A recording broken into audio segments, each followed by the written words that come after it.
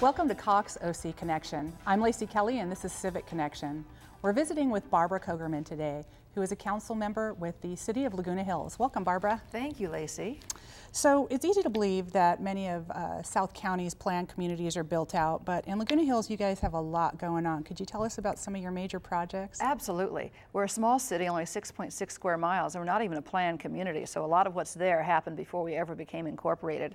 But we've got so much going on. We're not only well positioned to increase our economic base, but we have many projects well underway, and it's very exciting.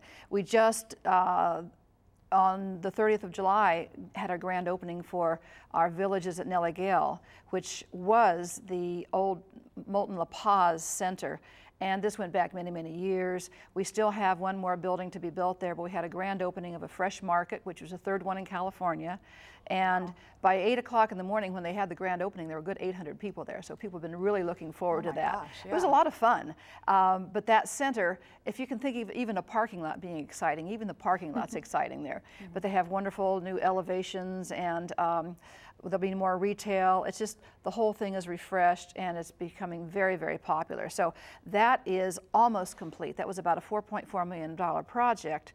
And we also won an Orange County Business Council award for the turning red tape into red carpet for that one, because we had a very interesting land swap with the developer, and we were able to build out a park or a walkway and bridle paths nearby. We even have a corral there.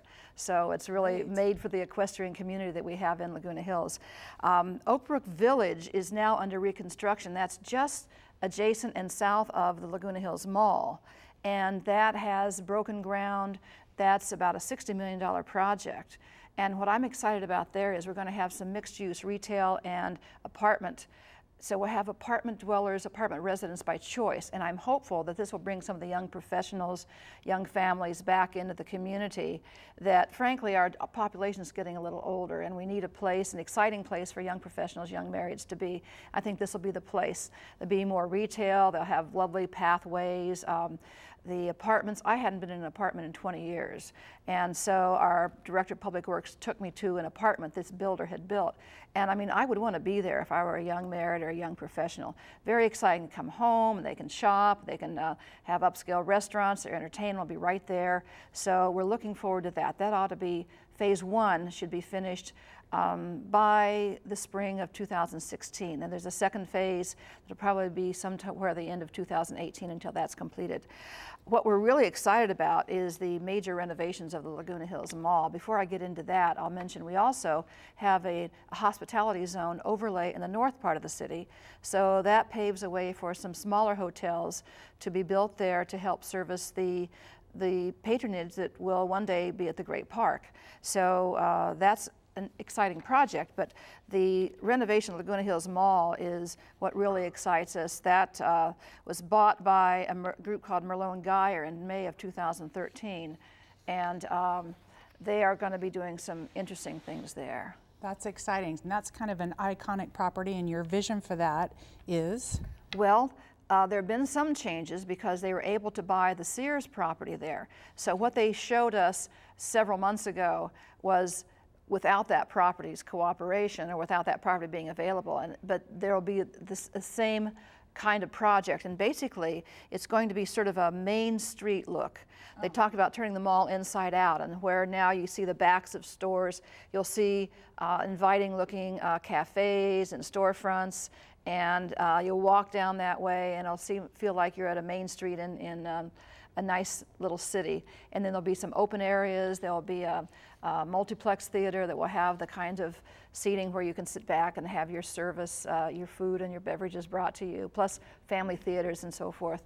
But we understand they wake up every day thinking of exciting new things to do with that property, and that is going to be the hub of our urban village, and I think that's going to be the destination in South Orange County. So we're really looking forward to that. It'll be probably towards the end of the year until we see they literally had to go back to the drawing board with the acquisition of the Sears property. So somewhere at the end of this this year we should see their new plans.